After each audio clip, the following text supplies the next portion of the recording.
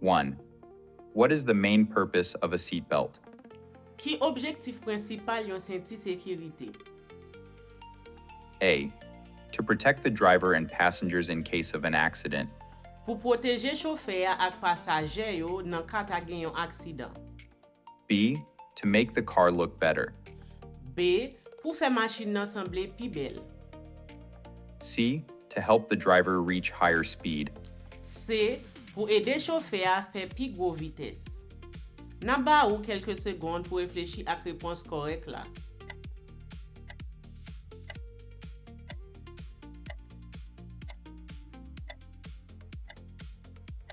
The correct answer is A. The main purpose of a seatbelt is to protect the driver and passengers in case of an accident. Repons korek la se A. Objektif prinsipal yon senti sécurité se pou proteje chauffeur ak pasager yo nan ka ta gen yon aksidan. 2. What color is a stop sign? Ki koule yon si stop ye? A. Green. A. Vert. B. Red. B. Rouge. C. Blue. C. Bleu.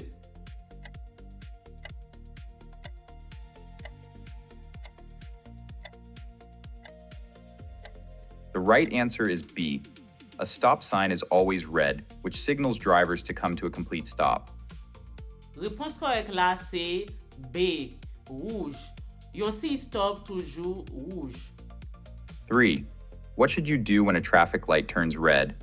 Ki sa ou dwe fè le yon lumière sikilasyon vin rouge? A. Slow down a little. A. Ralenti yon ti kras. B. Speed up to pass. B. Akselere pou pase. C. Stop completely. C. Kampe net.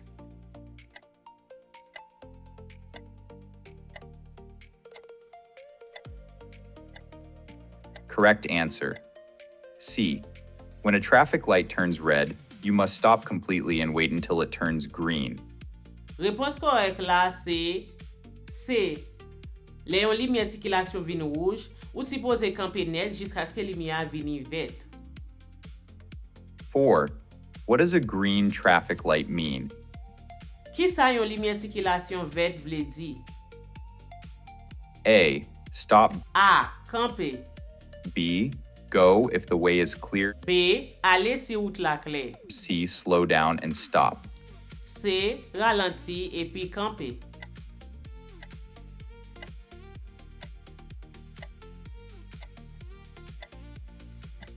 The best answer is B. A green traffic light means you may go, but only if the way ahead is clear.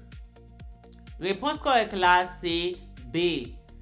Yon lumière sikilasyon vert vle di ale si route la kle. 5. Before changing lanes, what should you do? Avan ou chanje voie, ki sa ou dwe fè? A. Signal and check your mirrors and blind spot. A.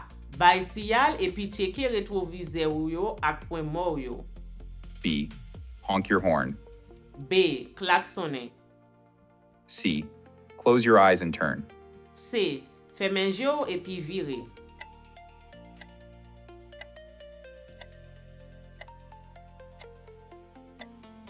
The correct answer is A. Before changing lanes, you should signal and check your mirrors and blind spot. Repons korek la se A. Avan ou chanje lign, ou suppose bay siyal epi cheke retroviseur ou yo ak pwen mor yo. 6. What does a yellow, amber, traffic light mean? Ki sa yon lumière sikilasyon jaune vle di? A. Go faster. A. Ale pi vite. B. The light is broken. B. Lumière pa fonksyone. C. The light is about to turn red. Prepare to stop. Lumière pou al vin rouge. Prepare pou kampe.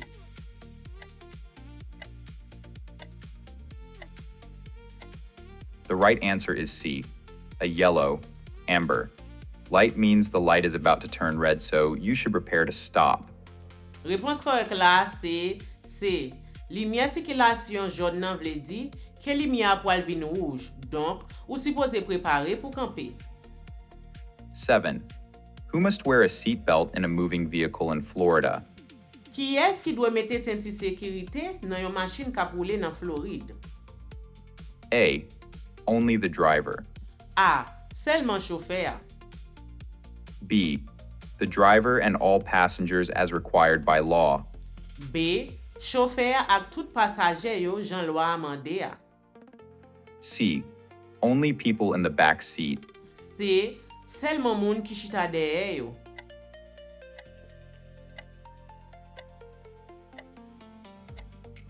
Correct answer, B. In Florida, the driver and all passengers must wear a seatbelt as required by law. Réponse korek la se B. Nan yon machin kap roule nan Floride, chauffeur ak tout pasager yo supposé mette senti sécurité yo jan lwa amande a. 8. When should you use your headlights? Ki le ou dwe servi ak lumière ou yo? A. At night and when visibility is low. A. Lan nuit ak le visibilité a ba. B. Only when it rains. B. Selman le gen la pli. C. Never, to save the battery. C. Jamais, pou ekonomize bateri a.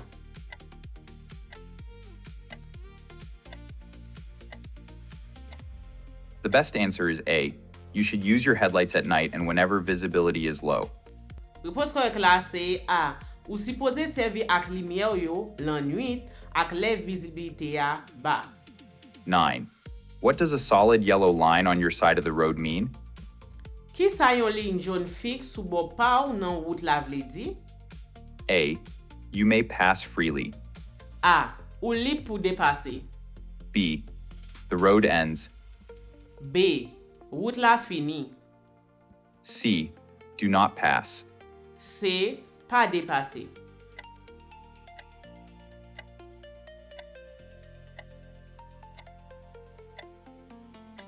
The correct answer is C. A solid yellow line on your side of the road means you must not pass. Repons korek la se C. Yon ligne jaune fixe sou bo pouw nan route la vle di pa depase. 10. What should you do when you see a pedestrian in a crosswalk? Ki sa ou dwe fe le wè yon piéton nan yon passage piéton? A.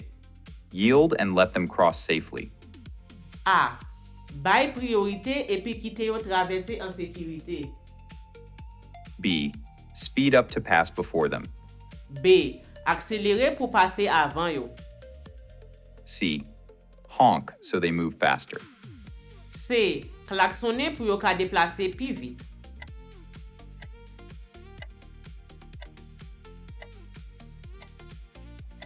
The right answer is A. When you see a pedestrian in a crosswalk, you must yield and let them cross safely. Repons korek la se A. Le ou wè yon piéton nan yon passage piéton, ou suppose bay priorité epi kite yo travesse en sécurité. 11. What does a flashing red traffic light mean? Ki sa yon lumière sikilasyon rouge kap klere vle di? A. Keep driving without stopping. A. Kontinye kondwi san kampe. B. Treat it like a stop sign. Stop, then go when clear. B. Trete l tan kou yon si stop. Kampe, apre ale lo wè route la kle. C. The light is out of service. Ignore it. C. Lumière pa an servis. Ignore l.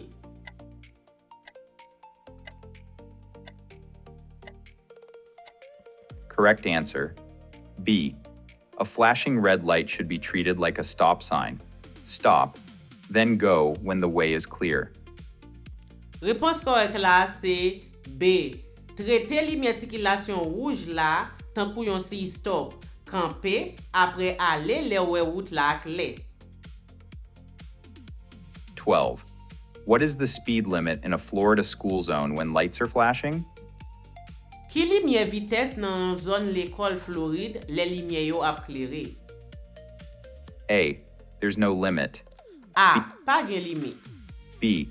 Always 45 mph. B. Toujours 45 miles par heure. C. The posted reduced limit, usually 15 to 20 mph. C. Limite réduite qui marquée à, en général, entre 15 à 20 miles par heure.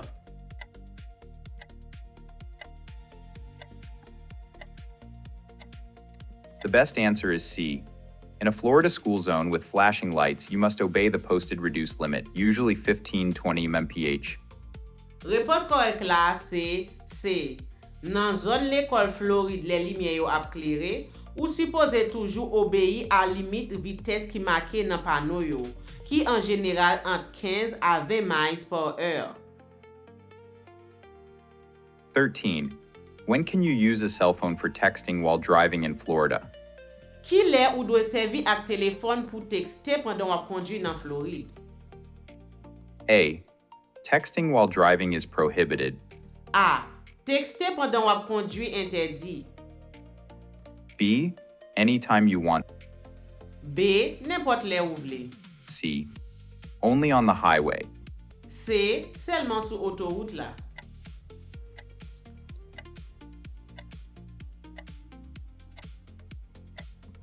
The correct answer is A.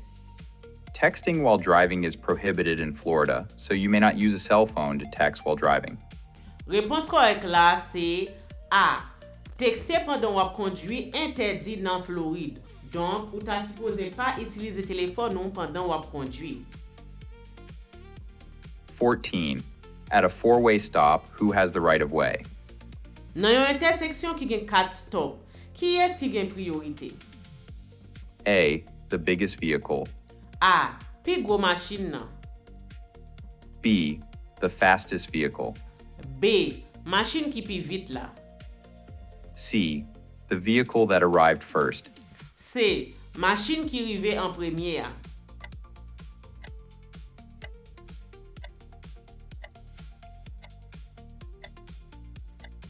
The right answer is C. At a four-way stop, the vehicle that arrived first has the right of way. Réponse correcte là, c'est C. Machine qui rive en premier dans yon intersection qui gen 4 stop, c'est li qui gen priorité. 15.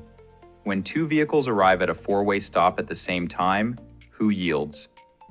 Les deux machines rive dans yon intersection en même temps. Qui est qui bail priorité? A. The vehicle on the right yields. A. Machine sous droite là bail priorité. B. The vehicle on the left yields to the one on the right. C. B. Machine sous gauche là bail priorité à sa qui à droite là. C. Neither one moves. C. Aucun pas déplacé.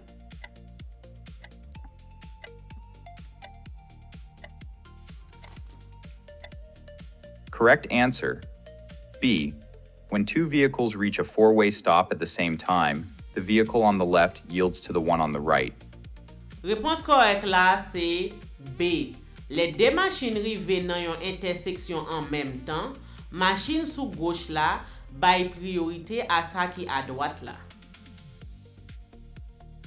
16. What is the recommended safe following distance behind another vehicle? Qui distance sécurité qui recommandé derrière yon l'autre machine? A. At least a 2-second gap. A. Au moins yon intervalle de 2 secondes. B. 1 car length at any speed. B. Yon longueur machine nan n'importe vitesse. C. As close as possible. C. Pi près que possible. The best answer is A. The recommended safe following distance is at least a 2-second gap behind the vehicle ahead. Réponse correcte là, c'est A. Distance sécurité qui recommandé derrière l'autre machine, c'est au moins yon intervalle de 2 secondes. 17. When are you permitted to make a right turn on a red light in Florida? Qui lè ou gen doit faire yon viré à droite, lè ou nan yon lumière rouge nan Floride? A. Never. A. Jamais. For B. After a full stop if no sign prohibits it and the way is clear. B. Après yon campé net, si pa gen si ki interdil epi wout la clé. C. Only at night. C. Seulement la nuit.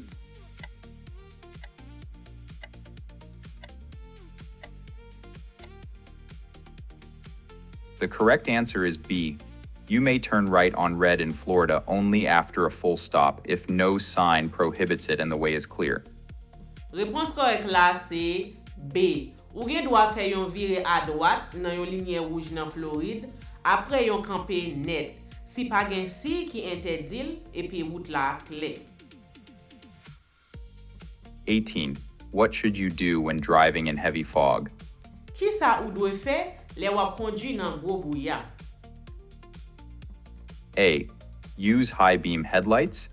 A. Servi ak gros lumière yo. B. Turn off all lights. B. Éteindre toute lumière yo. C. Use low beam headlights and reduce speed. C. Servi ak ti lumière epi diminye vitesse ou.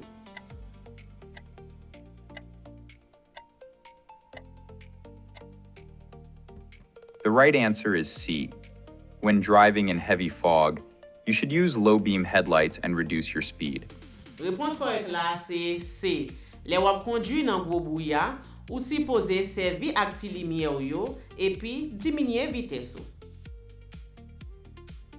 19. What does a steady yellow light require you to do? Ki sa yon lumière jaune fixe mando fè? A. Speed up to clear the intersection. A. Akselere pou pase croisement. B. Stop if you can do so safely. B. Kampe sou ka fel en sécurité. C. Stop fully like a red light. C. Kampe net tan kou yon lumière rouge.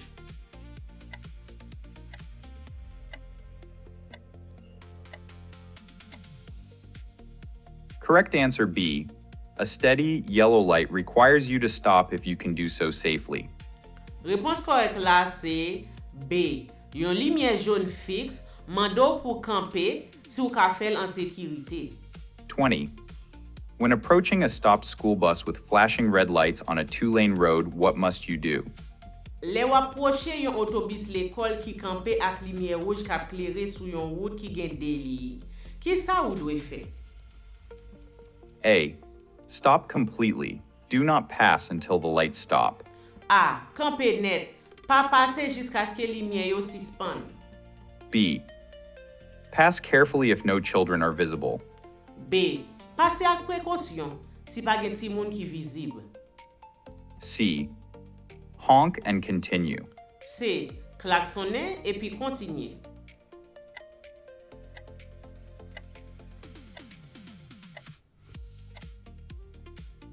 The best answer is A.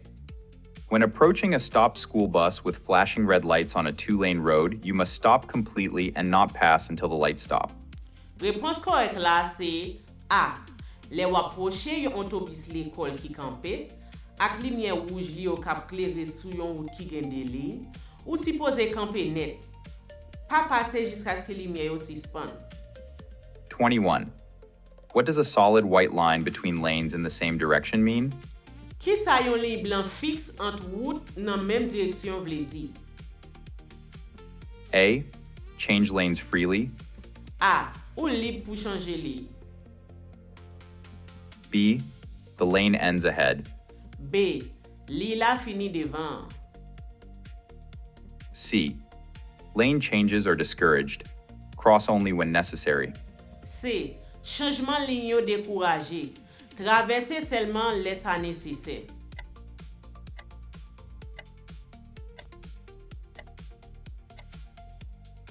The correct answer is C.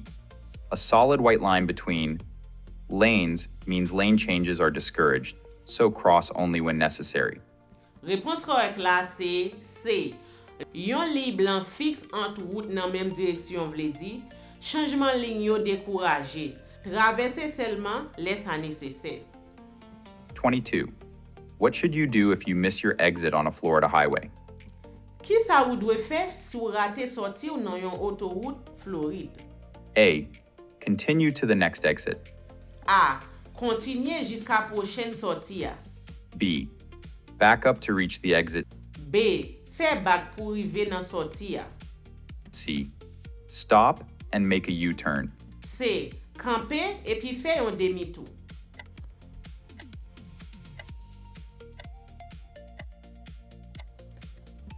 The right answer is A. If you miss your exit on a Florida highway, you should continue to the next exit. Repons korek la se A. Si ou rate sorti yo sou yon autoroute Floride, ou suppose kontinye jiska prochaine sorti ya. 23. When entering a highway from an on-ramp, you should Le wap entre sou yon autoroute depi yon ramp ou ta dwe. A. Stop and wait for a gap. A. Kampe epi tan yon espas. B. Accelerate to match traffic speed and merge smoothly. B. Akselere pou kapab nan menm vites ak trafik la epi entre douceman. C. Drive slowly and force your way in. C. Kondwi douceman epi force entre.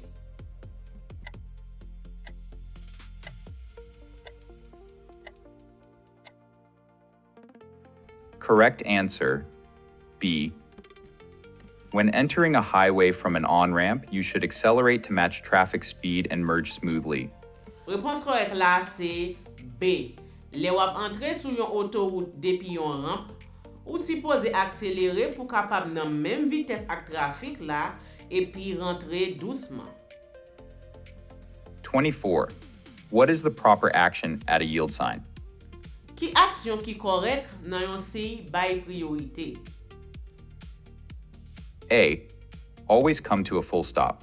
A. Toujou kampe net. B. Speed through quickly. B. Pase vite. C. Slow down and give way to traffic and pedestrians. C. Ralanti epi bay priorite ak trafik la ak pieton yo.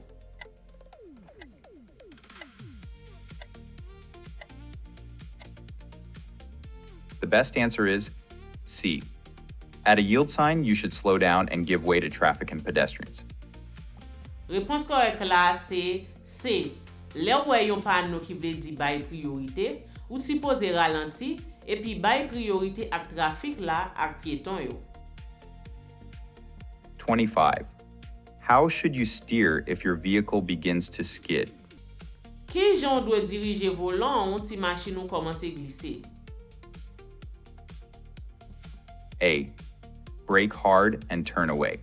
A. Frene fort epi vire ale. B. Steer in the direction you want the front of the car to go. B. Dirije volan nan direksyon ou vle devan machin nan ale ya. C. Take your hands off the wheel. C. Retire men ou sou volan.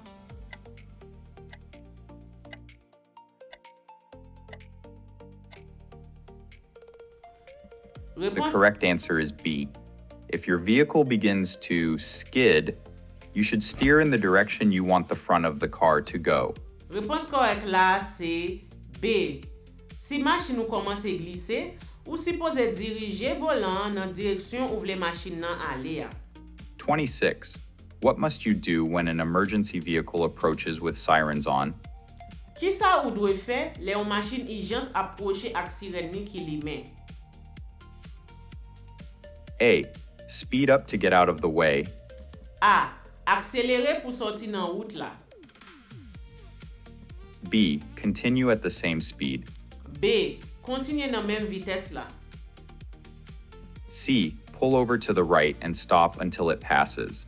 C. Rale kor sou bord droit la, epi kampe jiska ske li pase.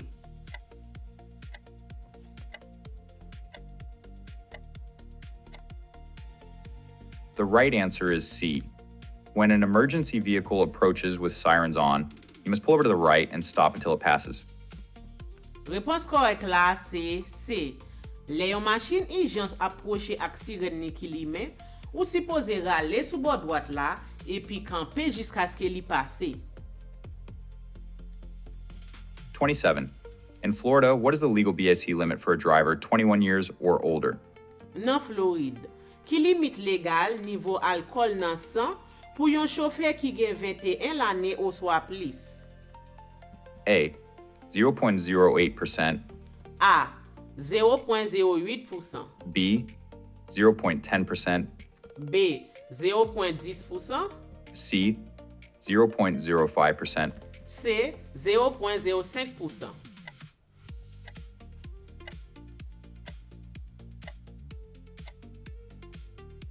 Correct answer. A. In Florida, the legal blood alcohol concentration, BAC, limit for a driver 21 or older is 0.08%. Réponse correcte là c'est A. Nan Floride, limite légal niveau alcool nan sang pour yon chauffeur qui gen 21 l'année ou soit plus, c'est 0.08%. 28.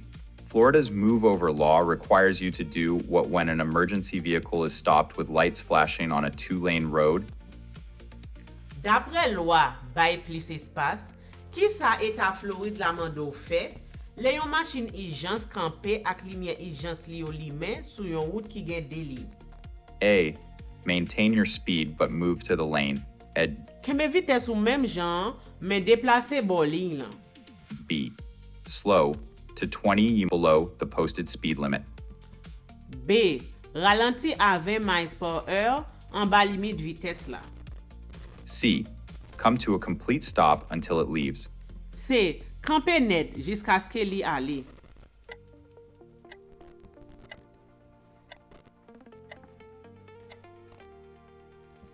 The best answer is B. Florida's move over law requires you to slow to 20 below the posted speed limit when an emergency vehicle is stopped with lights flashing on a two-lane road. Réponse correcte là c'est B. Loi bay plus espace nan État Florida, mande ou pour ralentir à 20 miles per heure en bas limite vitesse la, le yon machine urgence campé ak lumière urgence li yo kap flashe sou route la. 29. If your vehicle starts to hydroplane on a wet highway, what should you do? Si machine ou komanse glisse sou d'lo, sou yon route mouye, ki sa ou dwe fe? A. Ease off the gas pedal and steer straight. A. Retire pied ou sou pédale gaz la doucement et puis dirige volant tout droit. B. Brake hard immediately. B. Freine fort immédiatement. C. Accelerate to regain traction. C. Accélérer pour rejoindre contact.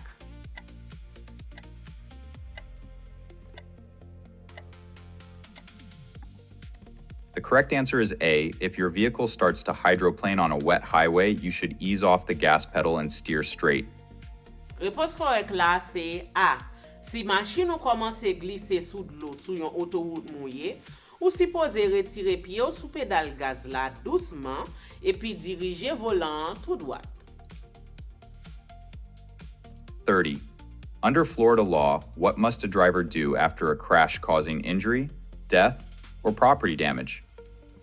D'après loi Floride, ki sa yon chauffeur dwe fè apre yon accident ki la cause blessi, l'an mort ou soit dommage? A. Leave and report within 30 days. A. Quitte et puis rapporte sa nan 30 jours. B. Only stop if asked. B. Camper seulement si yo mando sa. C. Stop at the scene and remain to give information and aid. C. Camper sou place la et puis rete pou bay informasyon ak aide.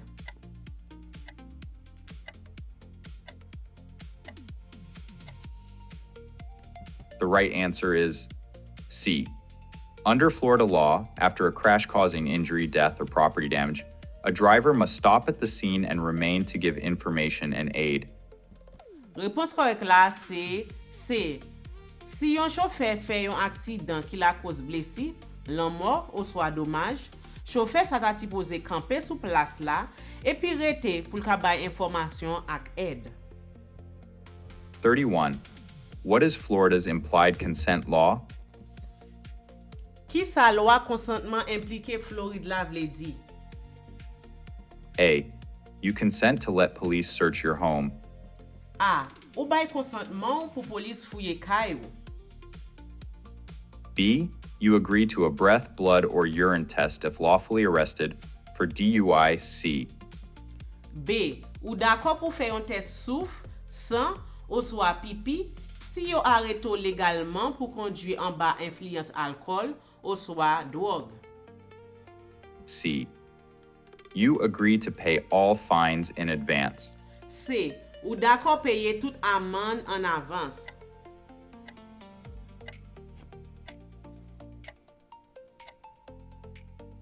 Correct answer. B.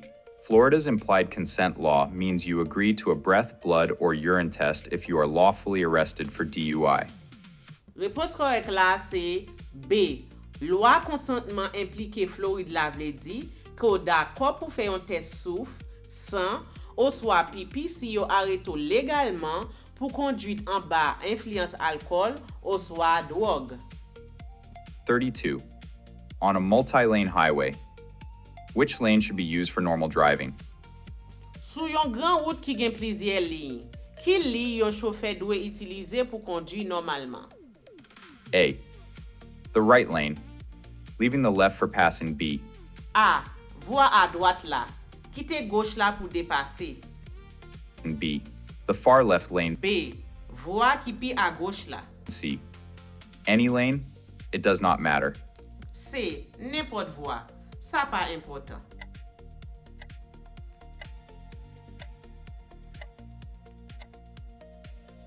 The best answer is A. On a multi-lane highway, the right lane should be used for normal driving, leaving the left lane for passing. Repons korek la se A. Sou yon gran route ki gen plize ligne, voie à droite la ta suppose itilize kom ligne pou chauffeur yo kondi, kite gauche la pou depase. 33.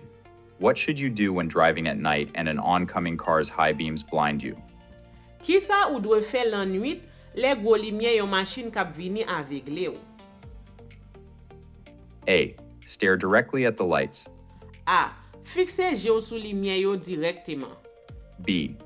Turn on your own high beams. B. Lime prop gwo limye ou yo. C. Look toward the right edge of your lane. C. Gade nan bo dwat voie ou a.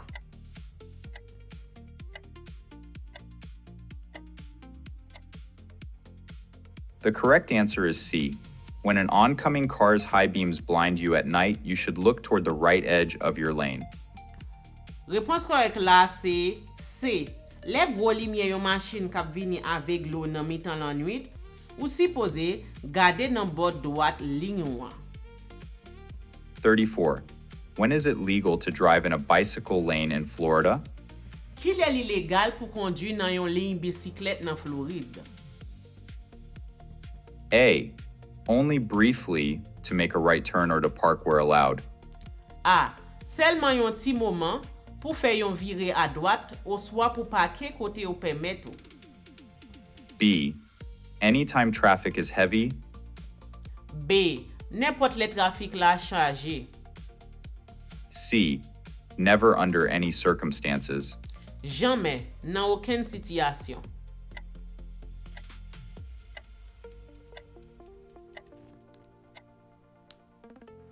The right answer is A.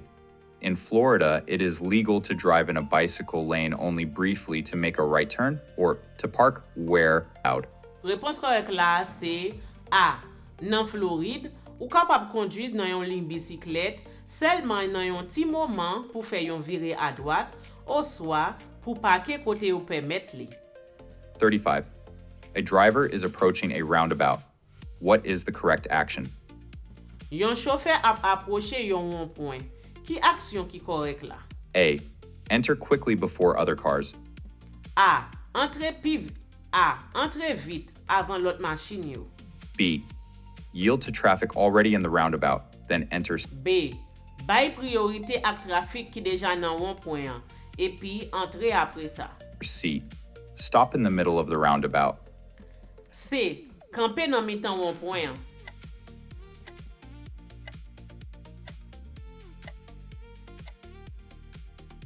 Correct answer, B. When approaching a roundabout, the correct action is to yield to traffic already in the roundabout, then enter. Réponse correcte là c'est B. Les wap approche yon rond-point, pi bon bagay pou fè c'est bay priorité ak trafik là ki deja nan rond-point et puis entrer après ça. 36. What does a flashing yellow arrow at an intersection mean? Ki sa yon flèche jaune kap klere nan yon croisement vle di? A. Stop and wait for a green arrow. A. Kampe epi tan yon flèche verte. B. You have the absolute right of way. B. Ou gen priorité absolue ya. C. You may turn but must yield to oncoming traffic and pedestrians. C. Ou ka vire, men ou dwe bay priorité ya a trafik kap vini ak piéton yo.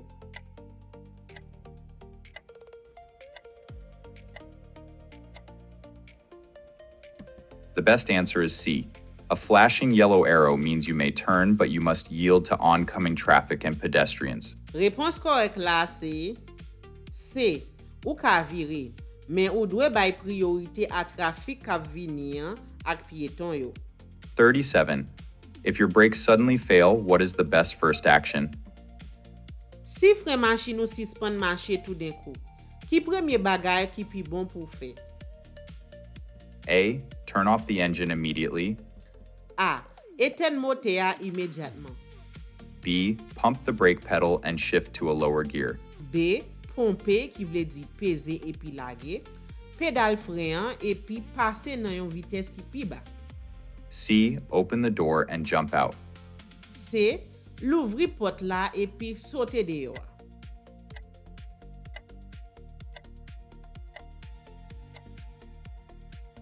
The correct answer is B. If your brakes suddenly fail, the best first action is to pump the brake pedal and shift to a lower gear.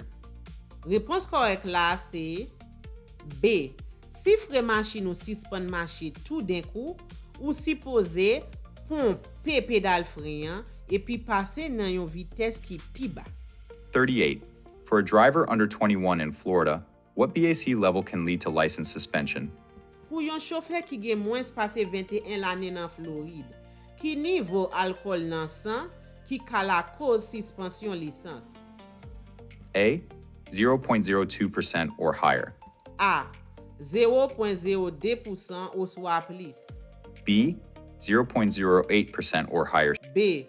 0.08% ou soit plus. C. 0.05% or higher. C. 0.05% ou soit plus.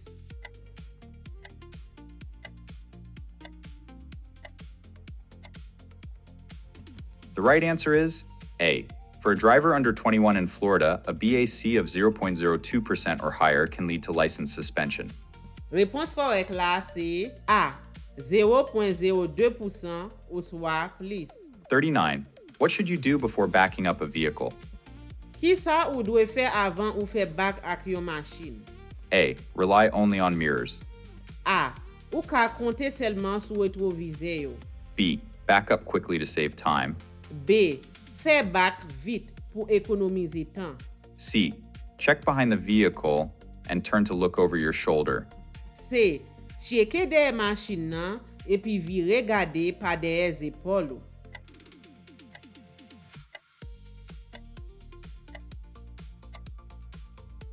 Correct answer, C. Before backing up a vehicle, you should check behind the vehicle and turn to look over your shoulder. Réponse correcte là c'est C.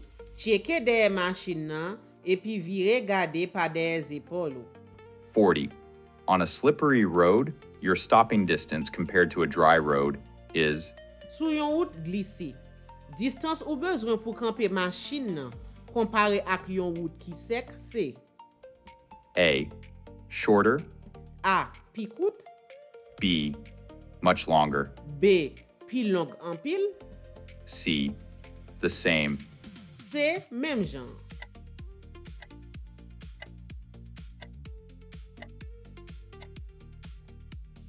The best answer is B. On a slippery road, your stopping distance is much longer than it is on a dry road. Réponse correcte là c'est B. Pi langue en pile. Comme remarqué, vidéo en deux langues, li en anglais et li en créole haïtien. Si tout le monde qui vit dans l'État Florida, examen pas disponible en créole haïtien encore, il est disponible en anglais.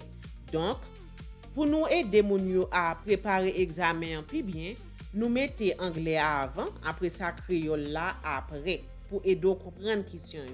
Mais toujours que ben en tête que l'examen a fait en anglais. Si vous pouvez télécharger l'application e-learner plus là, pas hésiter à faire ça. Il est disponible sur App Store et disponible tout sur Google Play Store. Téléchargez-le. C'est un plaisir pour nous-mêmes pour nous répondre.